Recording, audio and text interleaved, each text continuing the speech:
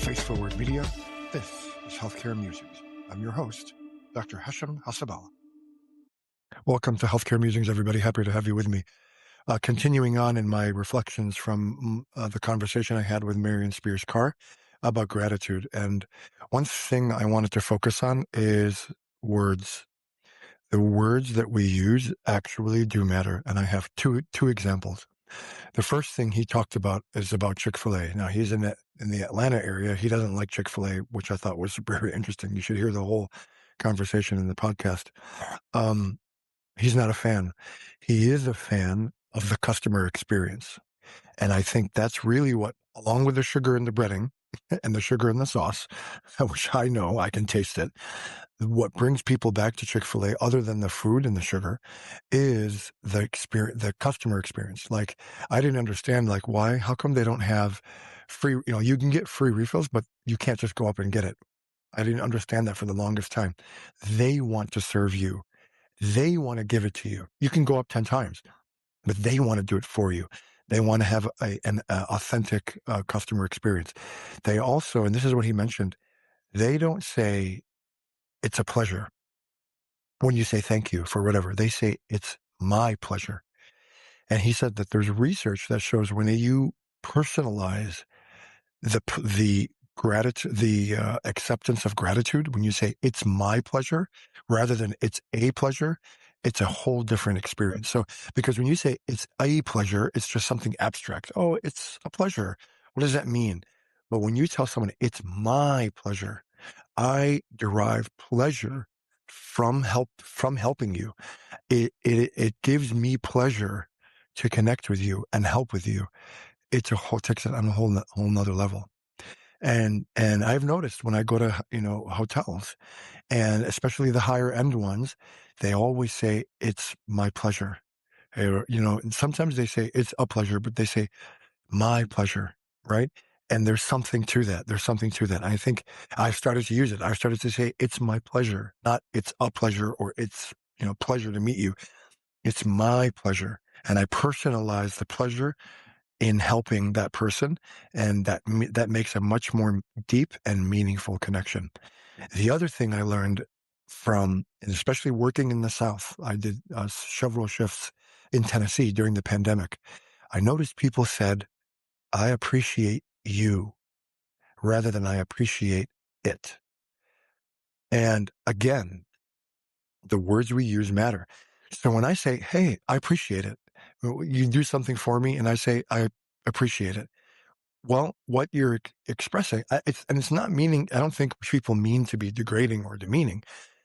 It's just what we think. We don't even think about it. Remember we talked about habit to ritual, right? That's one of my newsletters from Habit this week, from habit to ritual. Well, the words we use definitely matter, right? So when you say, I appreciate it, well, you did something for me and I appreciate the thing that you did for me. Natural, makes sense, right? We don't even think about it. When I said, I appreciate you, it goes beyond the thing that you're doing for me. Like, I appreciate you for who you are, for the things that you bring to my relationship with you, for you being you. I appreciate you. It goes well beyond. When someone told me, I appreciate you, sir, for whatever, I asked, hey, can you tell me where the ICU is? That's for the first thing. And I say, thank you so much. I say, I appreciate you. Well, I was like, wow, like that's such a more powerful interaction. So when I came back home to the north, I started saying, I appreciate you, not I appreciate it. And you know what? I didn't give a lecture. I didn't tell people. I didn't say it. We should start doing this. I just started doing it myself. And I noticed everyone in the ICU started saying the same thing. They started saying, I appreciate you. I noticed that it just started spreading in the ICU, leading by example, that I say, I appreciate you.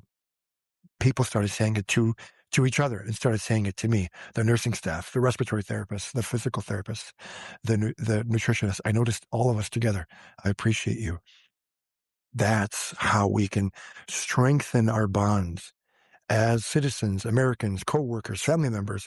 And I do that with my kids. I try to say, I appreciate you for who you are. Not because you did something for me. I appreciate you for who you are. Just that one word change from it's a pleasure to it's my pleasure makes the interaction so much more meaningful. Saying I appreciate you rather than I appreciate it, again, takes the experience to a whole nother level. And when we meet someone, when we interact with someone, that might be the only time we interact with that person. For me in the ICU, I'm seeing people day after day after day, their family members day after day after day. So I have time to develop a relationship, to develop rapport.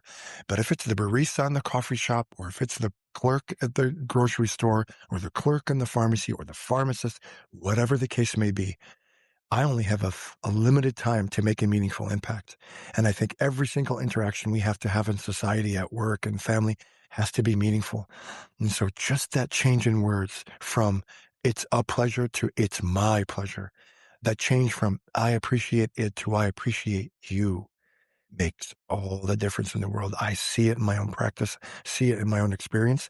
And I think we should encourage all of us to do the same, The words we use definitely matter.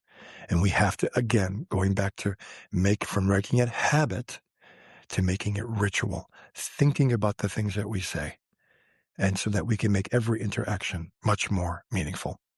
Thanks everybody for your time and attention. I appreciate all of you for joining me on this journey. I can't do it without you guys. I really appreciate you. And it is my pleasure to have this podcast and share my thoughts with you all. Take care, everybody, and I'll see you next time on Healthcare Musings. Thank you for listening. Sign up at healthcaremusings.com to get every episode delivered directly to your email. And please don't forget to leave a 5-star review. Thank you so much.